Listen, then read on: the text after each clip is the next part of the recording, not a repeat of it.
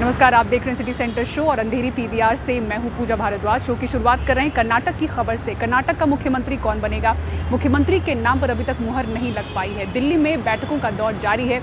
मल्लिकार्जुन खड़गे ने डीके शिव कुमार और सिद्धारमैया दोनों से मुलाकात की, लेकिन सूत्रों के मुताबिक पता चल रहा है कि ये मुलाकात बेनतीजा रही। तो बैठकों का दौर आगे भी जारी रहेगा। दोनों को दिल्ली में ही रुकने के लिए कहा गया है। इसी खबर पर और जानकारी दे रहे हमारे सहयोगी उमाशंकर सिंह।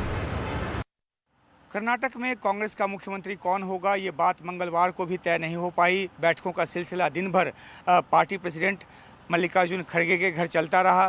पहले जो दोपहर में बैठक हुई उसमें तीनों ऑब्जर्वर के साथ साथ जो प्रदेश प्रभारी हैं वो भी शामिल हुए और जो संगठन महामंत्री हैं वो भी शामिल हुए। राहुल गांधी खुद यहाँ बैठक में शामिल हुए और मल्लिकार्जुन खड़गे के साथ उनकी बंद कमरे में भी बातचीत हुई। तो ये माना गया कि एक नाम जो है वो तय हो चुका है और उसके बाद शाम को डीके शिव कुमार यहाँ पर पहुँचे और उनकी भी तकरीबन आधा घंटा से 45 मिनट बातचीत हुई। उस बातचीत में जो जानकारी निकल कर सामने आ रही है, किसी तीसरे नाम पर सहमति बनाने की जो बात है वो डीके शिव कुमार की तरफ से की गई और जो उसके बाद सिद्धारमैया यहाँ पर आए वो भी तकरीबन 45 मिनट 1 घंटे यहाँ पर रहे। उसके बाद जब वो निकले तो चेहरे के जो उनके भाव थे वो बहुत खुशनुमा नहीं थे। तो जो एक बात ये कही जा रही थी कि मंगलवार को तय हो जाएगा और नाम का ऐलान जो है या मंगलवार रात को या बुधवार सुबह को हो जाएगा, वो नहीं हो पाया है। अंतिम मुहर नहीं लग पाई है। दोनों ही तरफ से अपनी दलीलें हैं। डीके शिव कुमार की तरफ से सबसे मजबूत दलील ये दी जा रही है कि जिस तरीके से उन्होंने मेहनत किया, पार्टी अध्यक्ष के तौर पे, राज्य में प्रदेश अध्यक्ष के तौर पे जो मेहनत उन्होंने की और जिस तरीके से उन्होंने वहाँ पे मोबिलाइज़ किया अपने कार्यकर्ताओं को, तो उसका जो फल है वो उनको मिलना चाहिए। ये डीके शिव कुमार के खेमे के लोग कह रहे हैं। फ्रंट रनर लगातार बताया जाता रहा है सिद्धारमैया को। ये भी कहा जाता रहा है कि ज़्यादातर विधायक उनके पक्ष में हैं, लेकिन क्योंकि जो वहाँ पर सीएलपी की बैठक हुई थी उसमें एक लाइन का प्रस्ताव पारित किया गया कि मल्लिकार्जुन खड़गे जो हैं वो तय करेंगे, उनके ऊपर ये जिम्मेदारी डाली गई। तो ये कंसल्टेशन का जो काम है जो मंगलवार को चला वो बुधवार को भी चलेगा। दूसरे दौर की बैठकों का सिलसिला चलेगा और तब जाकर शायद एक नाम पर मुहर लग पाए। और ये भी कहा जा रहा है कि अगर डीके शिव कुमार नहीं मानते हैं, और ये बात लगातार कही जा रही है, तो सोनिया गांधी से उनकी मुलाकात कराई जाएगी। लेकिन सोनिया गांधी क्या डीके शिव कुमार जो कि खुद सोनिया गांधी के प्रति अपनी वफादारी दिखाते रहे हैं, तो क्या सोनिया गांधी भी नहीं चाहेंगी कि डीके शिव कुमार बने, या अगर डीके शिव कुमार न बने तो फिर उनको क्या कुछ मिले? तो इन सब बातों पे मंत्रणा और इन सब बातों पे एक फैसला होना है और बुधवार का दिन भी जो है वो गहमा गहमी भरा रहने वाला है। दिल्ली पहुंचने पर डीके शिव कुमार सबसे पहले अपने भाई डीके सुरेश के घर उनसे मिलने के लिए पहुंचे। वहां उन्होंने मीडिया से बात की और कहा कि कुछ लोग उनके इस्तीफे की अफवाह फैला रहे हैं, ये बकवास खबर है। उन्होंने कहा कि मेरी पार्टी ही मेरी मां है। सुबह से ही उनके भाई के घर के बाहर मौजूद राजीव रंजन, मेरे सहयोगी, ने इस खबर पर नजर बनाए रखी। आज क्या कुछ हुआ, सीधे उनसे जानते हैं। कर्नाटक का नया मुख्यमंत्री कौन होगा, इसको लेकर कर्नाटक कांग्रेस के दो बड़े नेता डीके शिव कुमार और सिद्धारमैया के बीच रस्साकसी जारी है। दोनों नेता अपने दावे लेकर दिल्ली पहुंच चुके हैं।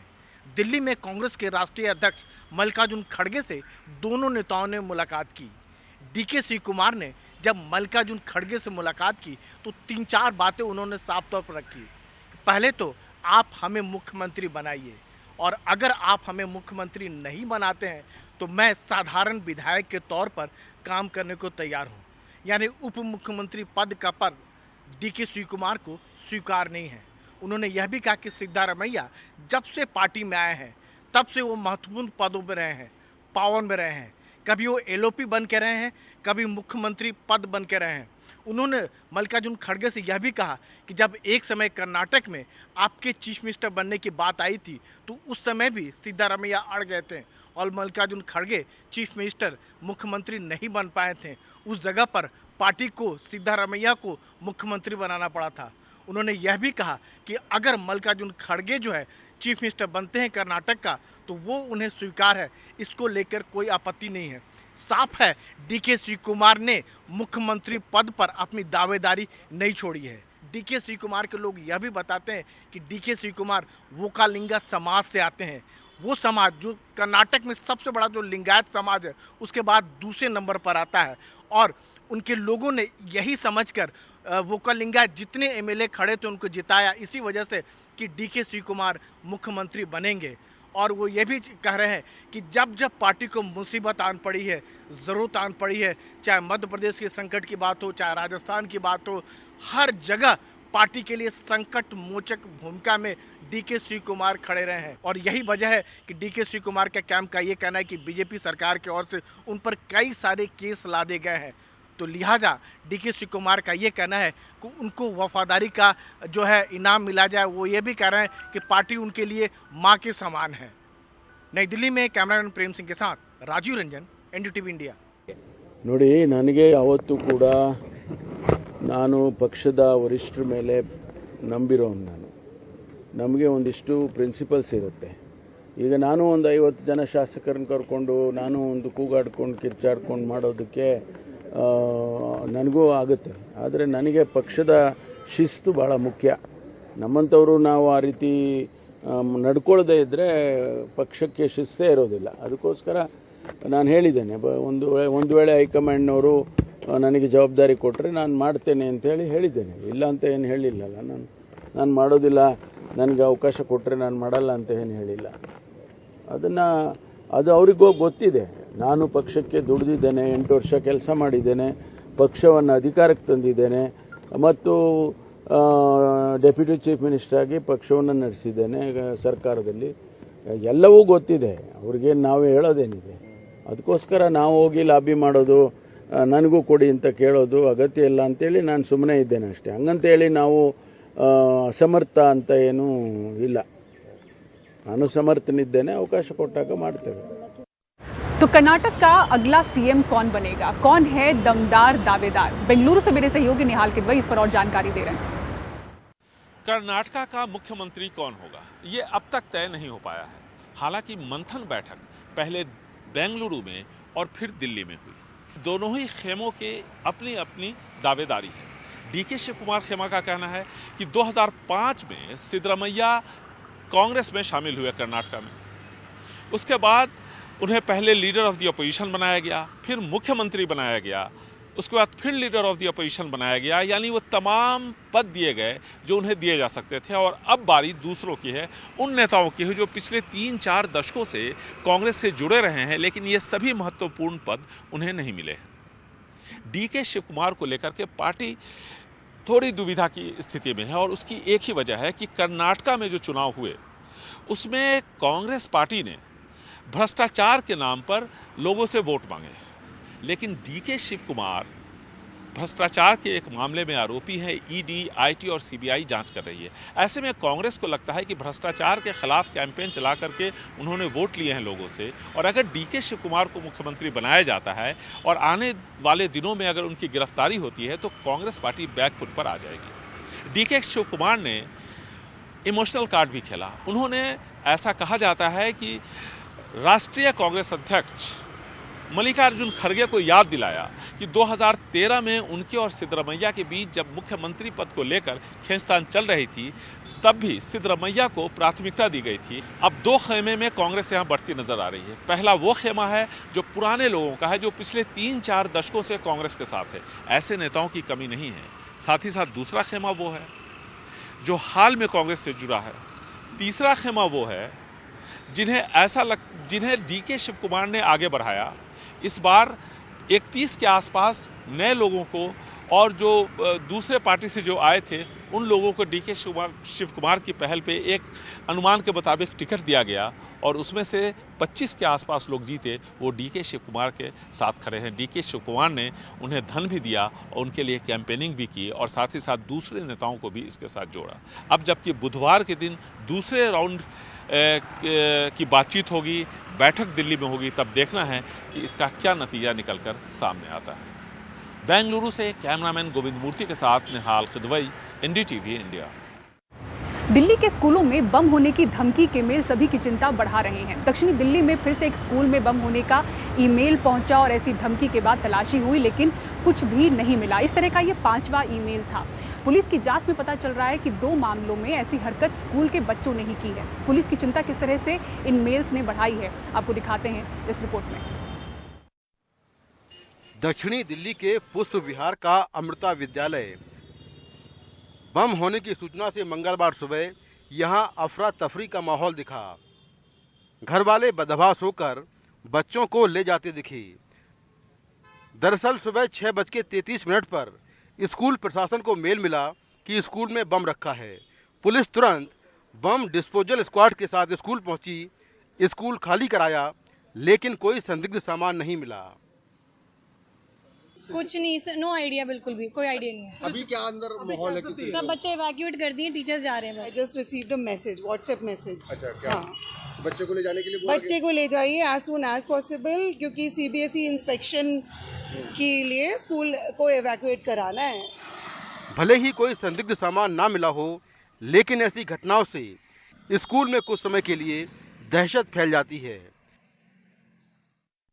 हाल के दिनों में किसी स्कूल में बम होने की सूचना का ये 5वां मेल है।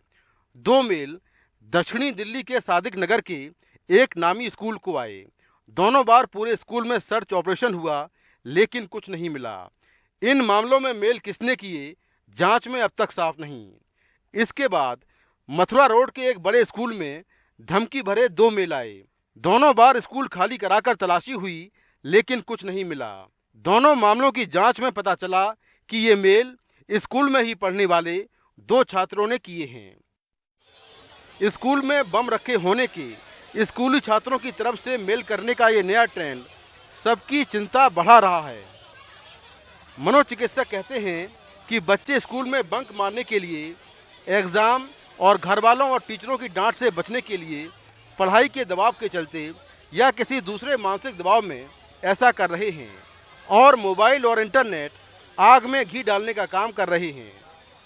कई सारे पॉकेट्स हैं हमारे देश में जहाँ पे एक जो मानसिक तनाव है, स्ट्रेस की बात है, डिप्रेशन है, एंग्जाइटी है, कई बार साइकोसोमैटिक बीमारियां हैं, कई बार जो हताश हो जाना, निराश हो जाना, कई बार फना हो जाना अपनी मनोवैज्ञानिक दृष्टि से, ये बातें बचपन से हटकर किशोर अवस्था में बहुत ज़्यादा दिखाई दे रही हैं।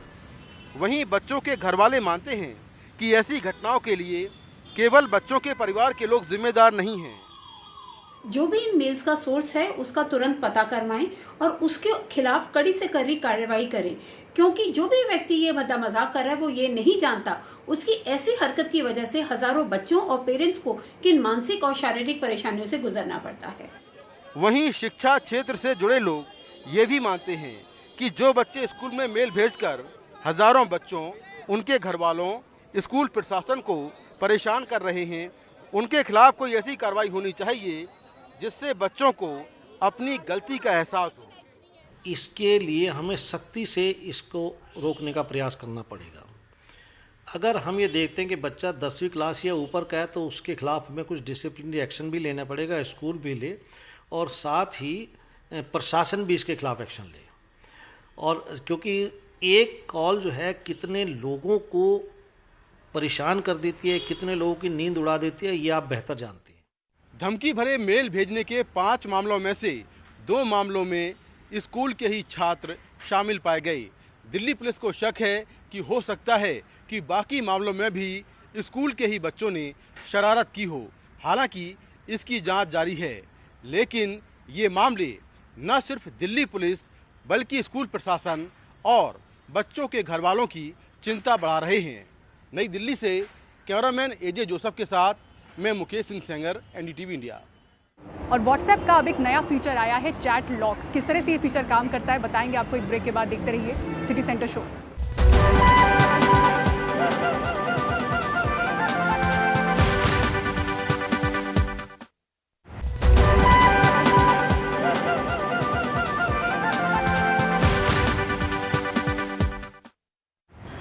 भारतीय पर्वतारोही अनुराग मालू आपको याद होंगे, जो कि माउंट अन्नपूर्णा पर करीब 5,800 मीटर की ऊंचाई पर गहरी दरार में गिर गए थे, बुरी तरह से घायल हुए थे।